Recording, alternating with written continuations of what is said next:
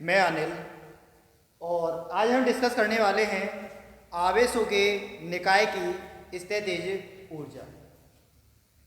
इससे पहले वाले वीडियो में, पिछले वाले वीडियो में हमने आवेशित गोलीय कोश के कारण विद्युत विभव एवं आवेशित अचालक गोले के कारण विद्युत विभव का परिकलन किया था।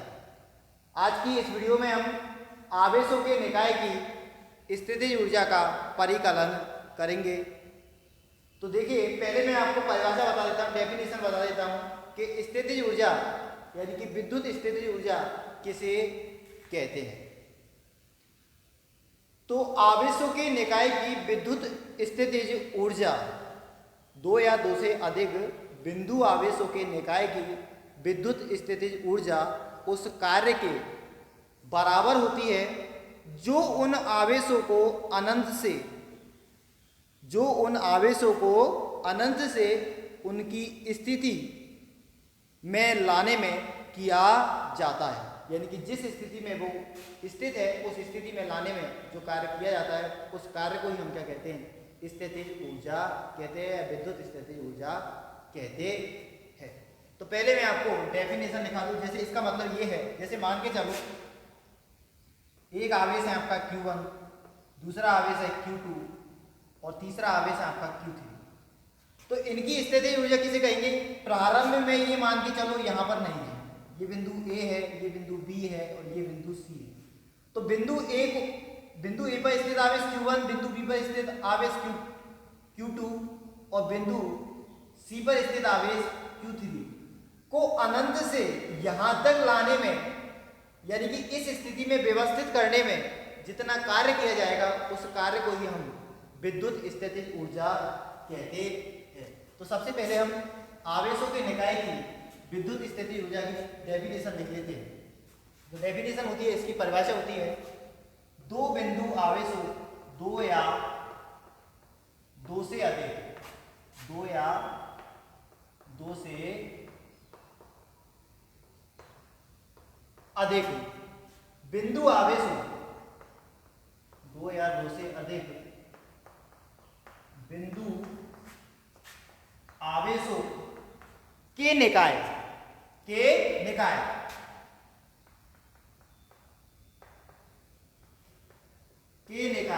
की विद्युत स्थितिज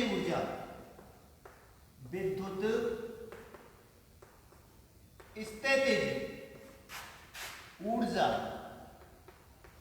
उस कार्य के बराबर होती है, उस कार्य के बराबर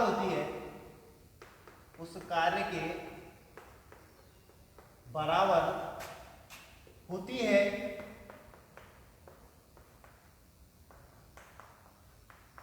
जो उन आवेशों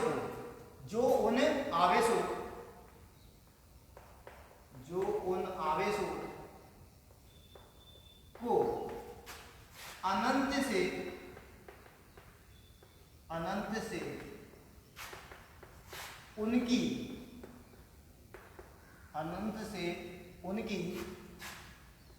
स्थितियों मतलब जिस स्थिति में वो स्थित है उनकी स्थितियों तक लाने में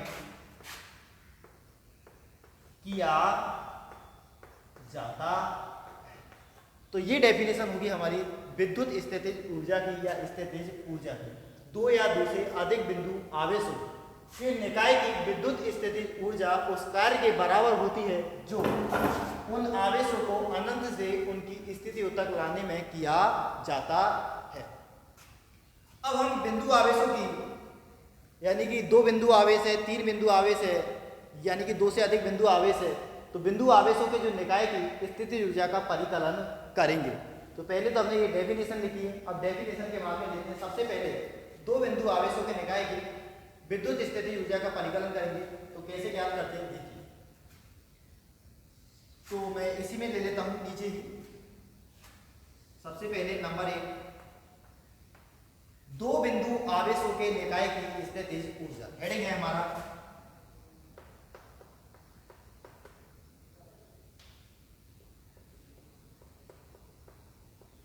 दो बिंदु आवेशों के निकाय की दो बिंदु आवेशों के निकाय की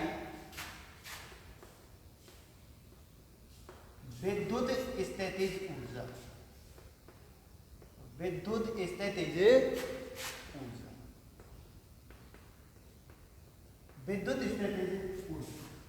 तो आज का जो टॉपिक है इसमें हम दो बिंदु आवेशों के निकाय की एवं दो से अधिक बिंदु आवेशों के निकाय की विद्युत स्थितिज ऊर्जा का परिकलन करेंगे बारी बारी से, यानी कि फॉर्मूला स्थापित करेंगे कि दो बिंदु आवेशों के निकाय की विद्युत स्थितिज ऊर्जा का फॉर्मूला क्या होता है, दो से अधिक बिंदु आवेशों के निकाय की विद्युत स्थितिज ऊर्जा का फॉर्मूला क्या होता है।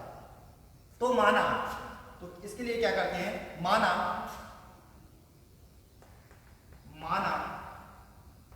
कि दो बिंदु आवेश, माना कि दो बिंदु आवेश कौन कौन से हैं, Q1 व Q2, दो बिंदु आवेश है Q1 व Q2, एक दूसरे से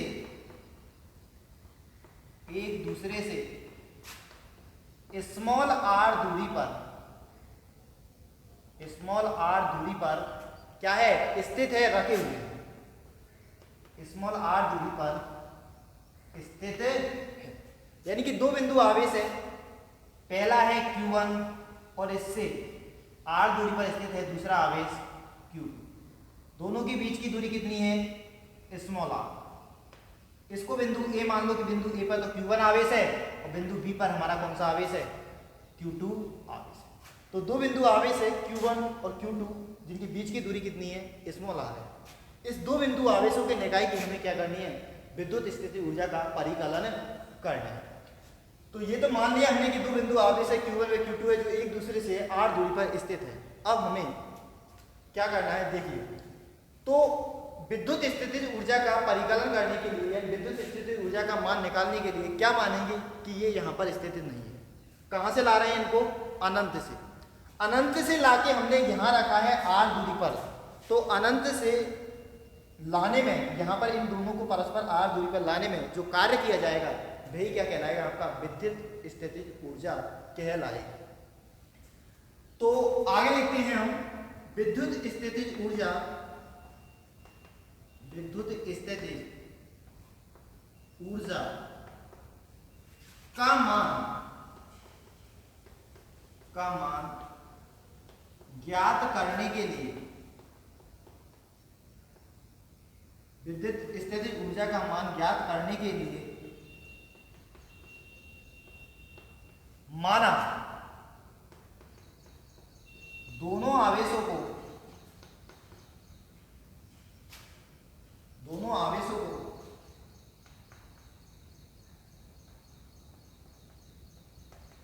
अनंत पर, विद्युत स्थितिज ऊर्जा का मान ज्ञात करने के लिए दोनों आवेशों को अनंत पर मानते हैं। क्या मानते हैं कि प्रारंभ में जो दोनों आवेश है वो कहां पर है, अनंत पर है। स्थितिज ऊर्जा का मान ज्ञात करने के लिए जो मानते हैं, तो प्रारंभ में दोनों आवेश कहां पर मानते हैं, हम अनंत पर मानते हैं कि ये जो इस दूरी पर व्यवस्थित आवेश है वो प्रारंभ में कहां है, अनंत पर है। तब आवेश Q1 को अनंत से बिंदु A तक लाने में किया गया कार्य, फिर उसके बाद में Q2 आवेश को बिंदु B तक लाने में किया गया कार्य। दोनों के का जो कार्य है, यानी कि इसके द्वारा किया गया कार्य W, इसको अनंत से यहाँ तक लाने में, और Q2 आवेश को अनंत से यहाँ तक लाने में किया गया कार्य W2 हो, तो W1 प्लस के W2 का जो मान होगा वही आपकी क्या कहलाएगी, विद्युत स्थितिज ऊर्जा कहलाएगी। तो सर्वप्रथम क्या करते हैं हम, Q1 आवेश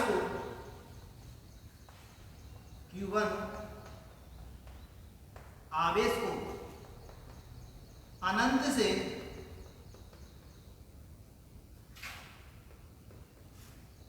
बिंदु A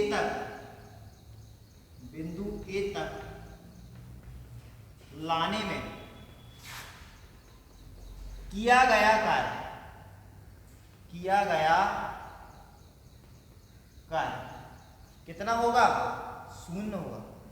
कितना होगा? शून्य होगा। क्यों होगा शून्य? देखिए मैं बताता हूं आपको।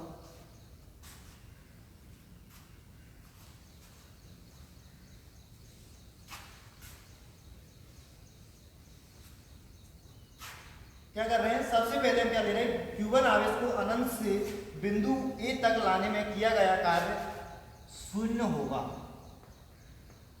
शून्य होगा। कितना होगा?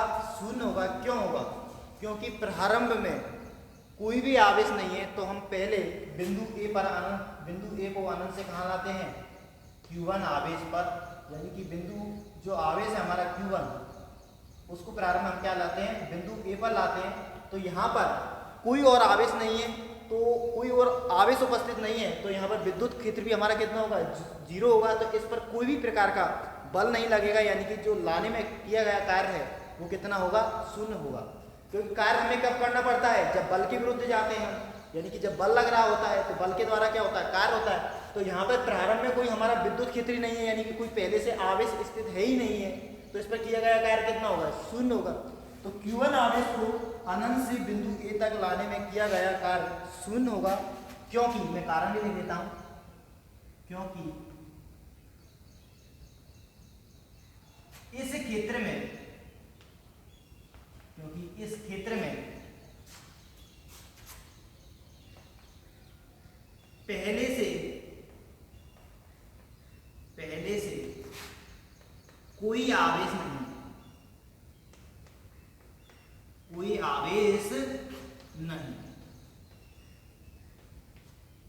कोई भी आवेश नहीं, तो जो W1 का मान है वो हमारा क्या होगा? 0 होगा।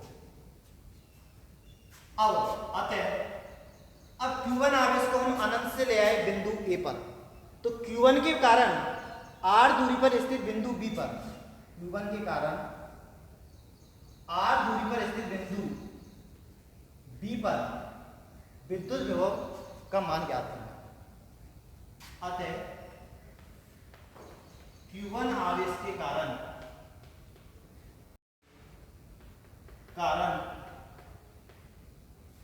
स्मॉल r दूरी पर, स्मॉल r दूरी पर स्थित बिंदु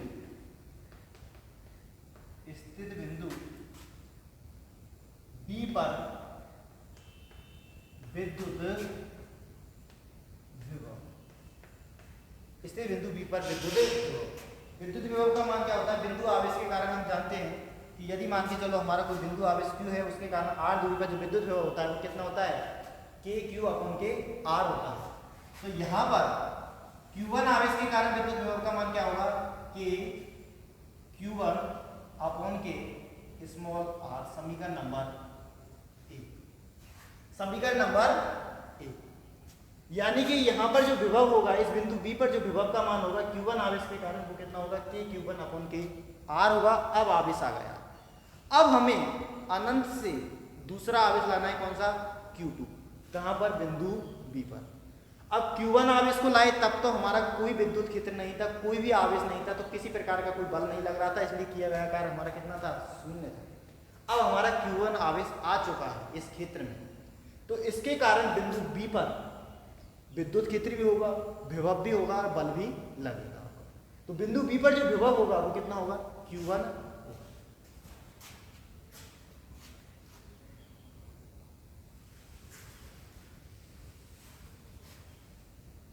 अब Q1 आवेश को, सॉरी, अब Q2 आवेश को,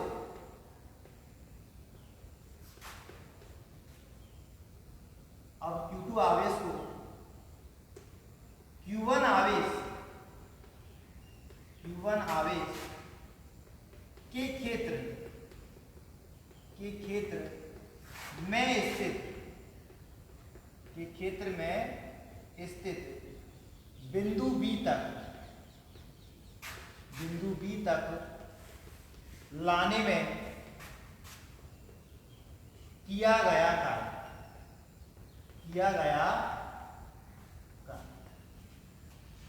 Q2 आवेश को Q1 आवेश के क्षेत्र में स्थित बिंदु B V तक लाने में किया गया कार्य कहाँ से ला रहे हैं, अनंत से ला रहे हैं, तो वो होगा आपका किया गया कार्य W बराबर के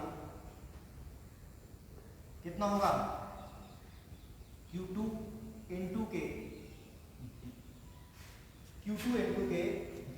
कैसे आ रहा है ये मान मैं बता दूंगा आपको, क्योंकि हम जानते हैं, क्या जानते हैं, क्योंकि हम जानते हैं जो विभव होता है V बराबर के वो कितना होता है W अपॉन के Q होता है, Q0 होता है। तो अब यहाँ पर हमारा परीक्षण आवेश कौन सा है, जो बाहर से ला रहे हैं वो कौन सा है, Q2 है। तो यहाँ से W के कारण विभव हमारा क्या है, V है इस बिंदु पर, तो और आवेश हमारा कौन सा है, Q2 है। Q2 आवेश को ला रहे हैं, तो Q2 आवेश को इस बिंदु तक लाने में जो किया गया कार्य है, तो ये W2 बराबर के कितना होगा, Q2 इंटू के B होगा। यहाँ से बाजू गुना करा देंगे। अब समीकरण नंबर 1 से क्या रखेंगे, हम B का मान रखेंगे, तो ये आएगा आपका W बराबर के Q2 इंटू के B का मान KQ1 अपॉन के स्मॉल r। आगे इसे सॉल्व करते हैं तो ये आता है आपका W बराबर के KQ1 Q2 अपॉन के स्मॉल r। तो W1 का मान तो पहले से 0 ही था, तो इसलिए हमने उसको W1 नहीं लिया, क्या लिख दिया, सीधा ही किया गया कार्य 0 है। और जो Q2 आवेश को ला रहे हैं तो किया गया कार्य W बराबर हमारा क्या होता है, कि W बराबर होता है KQ1 Q2 अपॉन के स्मॉल r। अब जो किया गया कार्य है वो मैंने पहले ही बता दिया था, वही स्थितिज ऊर्जा के रूप में संचित होता है। तो Q1 और Q2 बिंदु आवेश का निकाय बनाने में हमें, अब यहाँ पर क्या आ गया, Q2 आवेश आ गया, तो इस निकाय, इन स्थिति में इन आवेशों को लाने में जो कार्य किया जाता है वही क्या कहलाती है, विद्युत स्थितिज ऊर्जा कहलाती है, इन आवेशों के निकाय की। तो यहाँ पे कितने आवेश है, 2 बिंदु आवेश है, तो 2 बिंदु आवेशों के निकाय की क्या होगी, ये स्थितिज ऊर्जा होगी। इसको ले लेता हूं मैं समीकरण नंबर 2। यही कार्य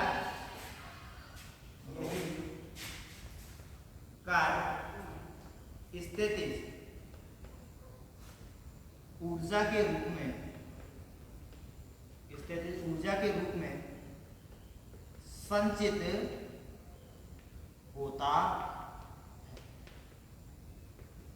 अतः साइड में लिखता हूं मैं यहाँ पर,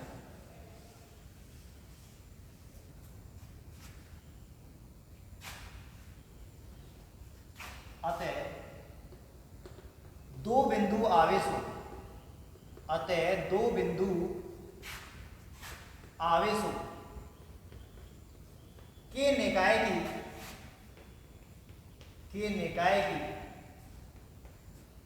विद्युत स्थितिज ऊर्जा, विद्युत स्थितिज ऊर्जा। तो 2 बिंदु आवेशों के निकाय की विद्युत स्थितिज ऊर्जा क्या होगी, किया गया कार्य, तो ये होगा U बराबर के Q1 अपॉन के Q2 अपॉन के स्मॉल r। और ये फॉर्मूला हो जाता है हमारा 2 बिंदु आवेशों के निकाय की स्थितिज ऊर्जा का। परंतु हम देखें कि यदि मान के चलो हमारे पास में जो आवेशों का निकाय है उसमें 2 से अधिक आवेश हो, क्या हो, 2 से अधिक बिंदु आवेश हो, तो फिर स्थितिज ऊर्जा का मान कैसे निकालेंगे। तो नेक्स्ट हेडिंग है हमारी 2 से अधिक बिंदु आवेशों के निकाय की विद्युत स्थितिज ऊर्जा। तो उसमें मैं केवल आपको समझाऊंगा, लैंग्वेज नहीं लिखवाऊंगा कि कैसे है। तो 2 से अधिक बिंदु आवेश हो सकते हैं, आपके 3 बिंदु आवेश हो सकते हैं, 4 हो सकते हैं, 5 हो सकते हैं, n बिंदु आवेश सकती हैं, आपको स्थितिज ऊर्जा निकाल के बता। तो नेक्स्ट हेडिंग है हमारा 2 से अधिक, 2 से अधिक, 2 की तो हमने निकाल ली, 2 की हमारी कितनी है, KQ1, दोनों आवेशों का गुणनफल अपन के उनके बीच की दूरी। तो 2 से अधिक, 2 से अधिक बिंदु आवेशों,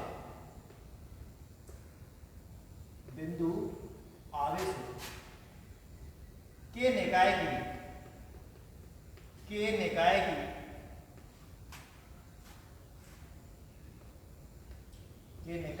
विद्युत स्थितिज ऊर्जा, विद्युत स्थितिज ऊर्जा। दो से अधिक बिंदु आवेशों के निकाय की विद्युत स्थितिज ऊर्जा। तो दो से अधिक बिंदु आवेशों में सबसे पहले मैं 3 आवेश लूंगा, उसके बाद में 4 आवेश लूंगा और उसके बाद में n आवेश के लिए निकाल लूंगा विद्युत स्थितिज ऊर्जा का मान। तो 3 आवेशों के निकाय की लेते हैं तो वही प्रोसेस होगी। सर्वप्रथम हम क्या लेंगे, Q1 आवेश को लाने में। दूसरा, ये जो हम विद्युत स्थितिज ऊर्जा का मान ज्ञात कर रहे हैं, ये क्या कर रहे हैं कि पहले से ये मान रहे हैं कि पहले से उसमें कोई विद्युत क्षेत्र उपस्थित नहीं है। जहां पर हम आवेशों को ला रहे हैं वहां पर कोई भी विद्युत क्षेत्र उपस्थित नहीं है। तभी तो किया गया कार्य कितना होता है पहले आवेश को लाने में, शून्य होता है, क्योंकि कोई भी विद्युत क्षेत्र उपस्थित नहीं है वहां पर पहले से। तो पहले उसी हिसाब से निकालेंगे। तो 3 बिंदु आवेश है, मान के चलो Q1, Q2 और Q3। तो आवेश Q1, Q2, Q3 इस प्रकार से है कि ये Q1 आवेश है, ये आपका यहाँ पर Q2 आवेश है और ये आपका Q3 आवेश है। Q1 आवेश की Q2 आवेश से जो दूरी है वो है आपकी R12। Q1 आवेश की Q3 आवेश से जो दूरी है वो है आपकी R13 और Q2 आवेश की Q3 आवेश से जो दूरी है वो है आपकी R23। तो इन 3 आवेशों, 3 जो बिंदु आवेश है, इसके निकाय की स्थितिज ऊर्जा ज्ञात करनी। तो सबसे पहले क्या करते हैं कि ये दोनों हमारे आवेश पहले है ही नहीं। सबसे पहले Q1 आवेश को अनंत से बिंदु A मान ले, इसको A मान ले, इसको B मान ले और इसको C मान ले। बिंदु A तक लाने में किया गया कार्य उसको W1 माने, तो W1 बराबर के कितना होगा, 0। क्यों होगा, क्योंकि Q1 आवेश को अनंत से यहां तक लाएंगे बिंदु A पर, तो पहले से यहां पर कोई हमारा ना तो आवेश मौजूद है और आवेश मौजूद नहीं है, तो यानी कि इसमें विद्युत क्षेत्र भी नहीं है, तो इसमें किसी प्रकार का कोई बल नहीं लगता। क्योंकि हम कार्य जो होता है वो क्या होता है आपका W बराबर के बल इंटू के विस्थापन होता है। तो यहाँ पर जो बल है वो कितना है, 0 है, कोई बल ही नहीं लग रहा पहले आवेश को ला रहे हैं, तो इसलिए किया गया कार्य कितना है आपका, 0।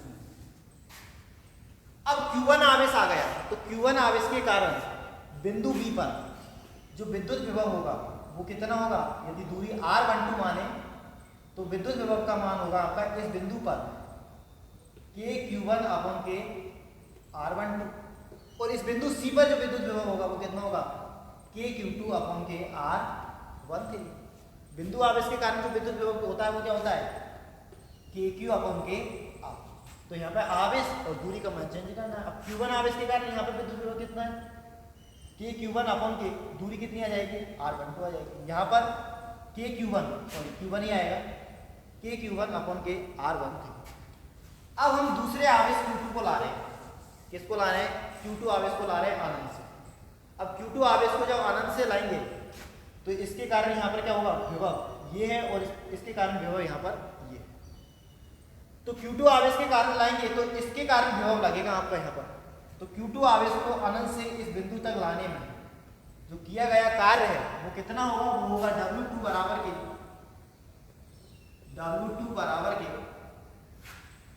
Q1 के कारण विभव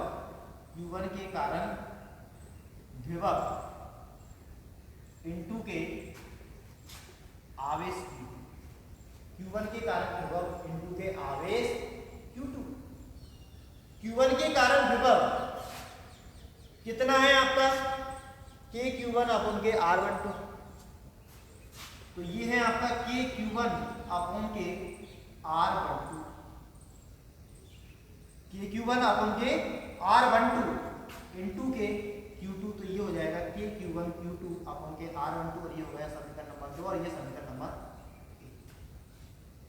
अब हमारा ये तो Q1 आवेश के कारण भी बिंदु की इस पर विभव होगा। Q1 आवेश के कारण कितना है, KQ1 अपॉन के R13। Q2 आवेश के कारण में इस बिंदु पर विभव कितना होगा, KQ2 अपॉन के R23, वही बिंदु आवेश के कारण।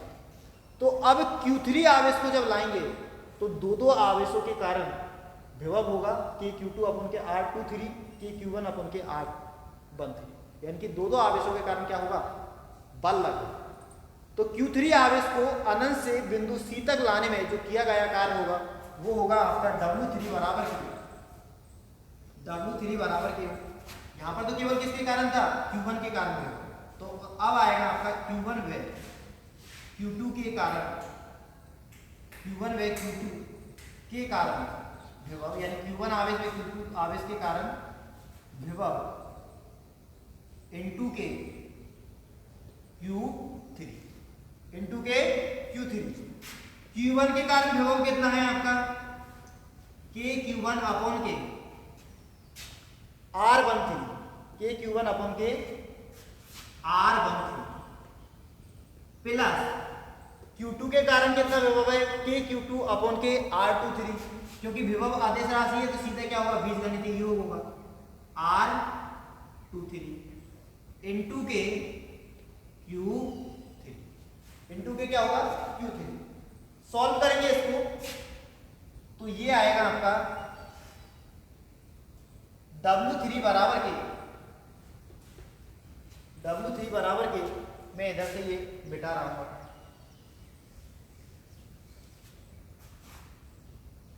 तो ये आएगा आपका Q3 को अंदर गुना करा देते हैं तो के Q1 Q3 अपॉन के R13 और ये प्लस के Q2 Q3 अपॉन के R23, समीकरण नंबर 3। यानी कि तीन आवेशों के निकाय को इस व्यवस्था में व्यवस्थित करने में, इस व्यवस्था में व्यवस्थित करने पर, जैसे बिंदु A पर Q1 आवेश, बिंदु B पर Q2 आवेश और बिंदु C पर Q3 आवेश, इस व्यवस्था में लाने में हमें जो किया गया कार्य है वो कितना है? W1 प्लस के W2 प्लस के W3।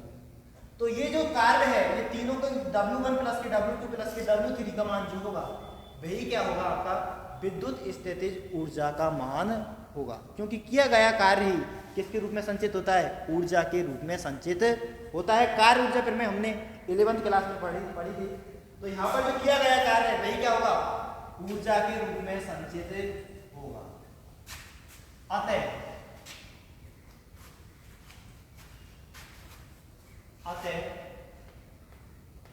Q1, Q2 व Q3 आवेश को उनकी स्थितियों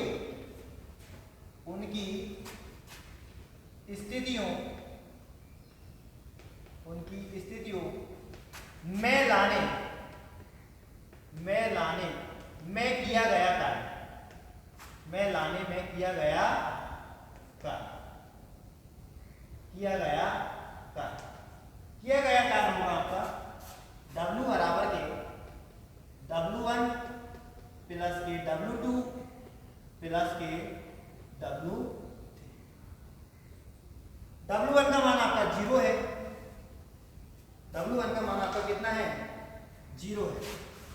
0 प्लस W2 का मान आपका कितना है? के Q1 Q2 अपॉन के R12 और W3 का मान है आपका के Q1 Q3 अपॉन के R13 प्लस के Q2 Q3 अपॉन के R23।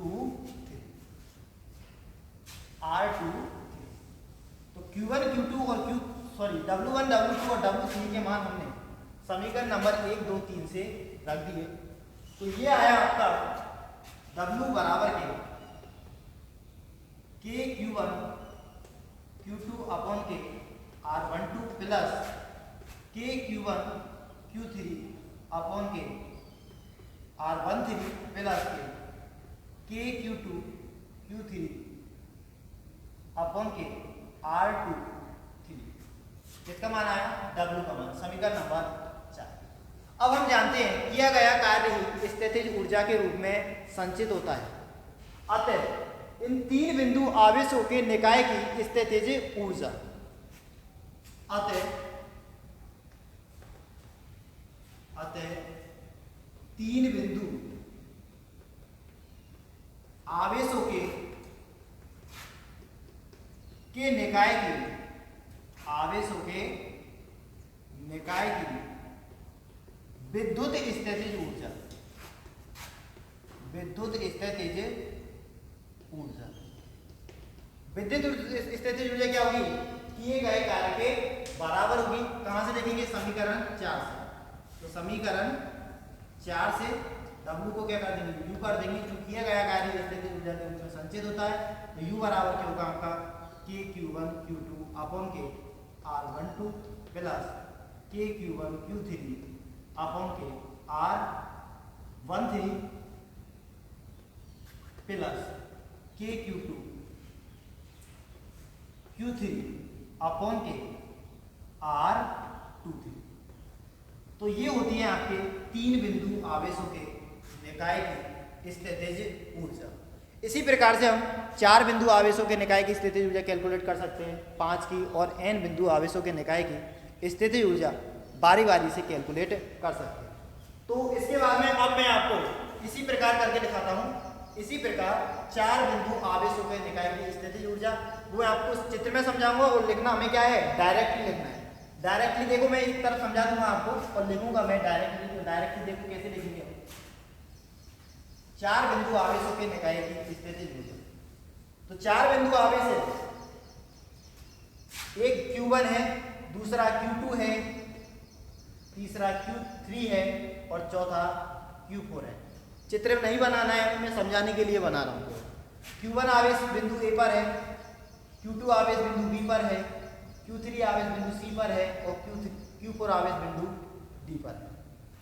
तो सबसे पहले Q1 आवेश को लाएंगे। तो Q1 आवेश को अनंत से लाने में किया गया W1 बराबर कितना होगा? 0, यानी पहले से कोई आवेश मौजूद नहीं। Q1 आवेश के कारण Q1 के बाद में मैं लाता हूं Q2। Q1 की जो Q2 से दूरी है वो है आपकी R12। Q1 की जो Q3 से दूरी है वो है आपकी R13 और Q1 की जो Q4 से दूरी है वो कितनी है? आपकी R14। इसी प्रकार से Q2 आवेश की Q3 से जो दूरी है वो है आपकी R23। Q3 आवेश की Q4 आवेश से जो दूरी है वो है आपकी R34 और Q2 आवेश की आपकी जो Q4 आवेश से जो दूरी है ये तो हो गई आपकी R13 और Q2 आवेश की जो इससे दूरी है वो है आपकी R24। तो मैं डायरेक्टली लिखूंगा और डायरेक्टली आपका जो मान होगा वो क्या? तो 4 बिंदु आवेशों के निकाय की स्थितिज ऊर्जा को हम इस प्रकार से लिखते हैं। U बराबर के KQ1 Q2 अपॉन के R12 प्लस के KQ1 Q3 अपॉन के R13 KQ1 Q4 अपॉन के R14 KQ2 Q3 अपॉन के R23 KQ2 Q4 अपॉन के R24 प्लस के QQ3 Q4 अपॉन के R34। यानी पहले Q1 आवेश को लाने में किया गया कार्य W1 बराबर के 0। फिर दूसरे आवेश Q2 को लाएंगे तो किया गया कार्य हमारा क्या होगा? Q1 के कारण विभव, Q1 के कारण विभव होगा आपका KQ1 अपॉन के R12। तो आपकी जो किया गया कार्य होगा वो होगा आपका KQ1 Q2 अपॉन के R12। अब इन दोनों के कारण होगा। अब Q3 आवेश को लाएंगे तो इसके कारण और इसके कारण, तो ये आएंगे आपके KQ1 Q3 अपॉन के R13 KQ1 Q4 अपॉन के, यहां से आपका आता है KQ1 Q3 अपॉन के R13 और इसके कारण आता है आपका KQ2 Q3 अपॉन के R23। तो ये पद आ गया आपका। फिर दूसरे आवेश को लाए तो ये दोनों आ गए। अब इसके बाद में दूसरे को लाए तो ये आया आपका, तीसरे को लाए तो इसके कारण और इसके कारण, ये 3 पद आ गए। अब चौथे को लाते हैं तो इसके कारण KQ1 Q4 अपॉन के R14। तो ये होता है आपका, सॉरी यहां से पहले इसको लाते हैं KQ2 Q3 और ये 13 वाला आता है। यहां से इसको लाते हैं तो ये KQ1 Q4 अपॉन के R14 वाला पद। इसके बाद में इसके कारण होता है KQ3 Q4 अपॉन के R34 और इसके कारण होता है आपका KQ2 Q4 अपॉन के R24।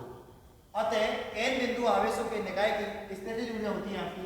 इसको समेशन फॉर्म में लिखते हैं इसी प्रकार से। U बराबर के समेशन I बराबर 1 to n I not equal to j। यहाँ पर कहीं भी आप देखोगे तो I बराबर j नहीं है, यानी 2 2 नहीं है, 3 3 नहीं है, 4 4 नहीं है। और क्या होना चाहिए आपका? j greater than equal to 1। j का मान आपका, यानी कि दूसरा जो आवेश आ रहा है उसमें आपका मान एक से बड़ा है, कहीं भी एक नहीं है, क्योंकि सबसे पहले हम बिंदु आवेश कौन से को लाते हैं, Q1 को लाते हैं, जो हमारा फर्स्ट नंबर पर है। तो इसको लिखते हैं U बराबर के समेशन I बराबर 1 to n जहाँ I not equal to j and j greater than equal to b, j greater than equal to 1। तो इस फॉर्मूले से हम n बिंदु आवेशों के निकाय की स्थितिज ऊर्जा का परिकलन कर सकते हैं। सो स्टूडेंट, यदि ये वीडियो आपको पसंद आया हो तो लाइक करें, यदि अभी तक आपने मेरे YouTube चैनल को सब्सक्राइब नहीं किया है तो सब्सक्राइब करें और वीडियो को शेयर करें। यदि किसी प्रकार के आपको इसमें कोई समस्या आती है